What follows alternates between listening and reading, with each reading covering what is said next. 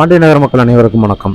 இன்னைக்கு எங்கே வந்திருக்கோம் அப்படின்னு பார்த்தீங்கன்னா, உங்களுக்கே தெரியும், இந்த ரோட் மதுரையின் ஒரு முக்கியமான சாலை, நமது தமுக்கம் டு கோரிப்பாளையம் ரோடு.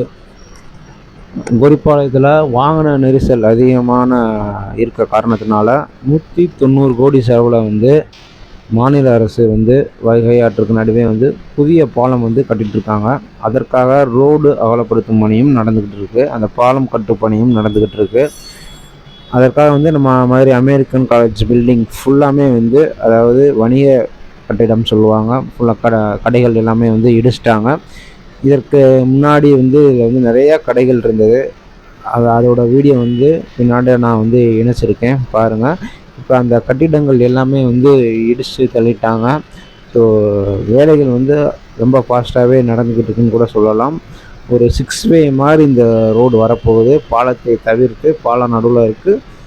ரைட் சைட்லேயும் இடது பக்கமும் வலது பக்கமும் மாறி மாறி 4 வே ரோடு மாதிரி அமைய போகிறது. இந்த அமெரிக்கன் காலேஜ் பில்டிங் ஃபுல்லாமே தரைமட்டமாக்கப்பட்டது. இந்த அமெரிக்கன் காலேஜ் பில்டிங், அதாவது இந்த கடைகள் இருந்த இடம் பார்த்திங்கன்னா, பின்னாடி ஒரு ஆரம்ப காலத்தில் ஒரு வாய்க்கால் இருந்ததாக சொல்கிறாங்க.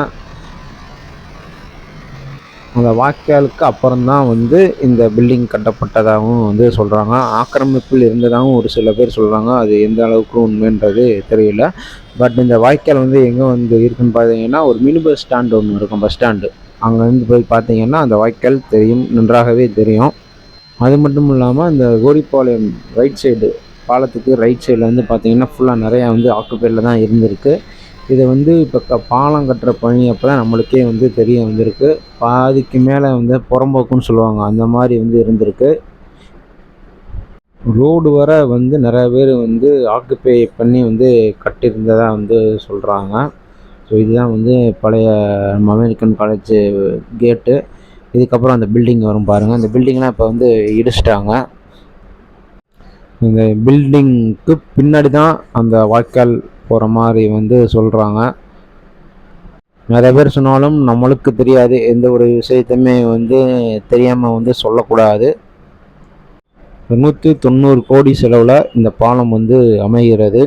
ஒரு பாரம்பரியமான ஒரு இடம் சொல்லலாம். மதுரையில் ஒரு முக்கியமான இடம் கோரிப்பாளையம் அமெரிக்கன் காலேஜ். இந்த பில்டிங், கடைகள் எல்லாமே பல முன்னணி கம்பெனிகள், கடைகள் இங்கே தான் இருந்துச்சு. கோல்டன் டெய்லர் சொல்லலாம், நவீன் பேக்கரி, சுந்தரம் சாரீஸ், சம்மர் சாரீஸ், நிறைய அல்தாஜ்.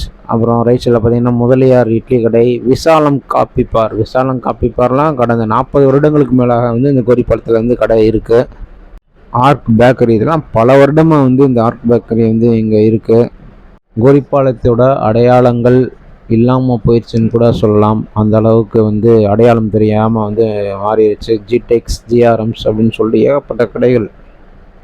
தமிழக எண்ணெய் பலகாரம் சொல்லுவாங்க. கோரிப்பாளையம்னாலே பார்த்தீங்கன்னா ஒரு 80s 90s பெரிய பெரிய கட் அவுட், சினிமாவுக்கு கட் அவுட் வைக்கிறது, அரசியல்வாதிக்கு கட் அவுட் வைக்கிறது இந்த இடம்தான்.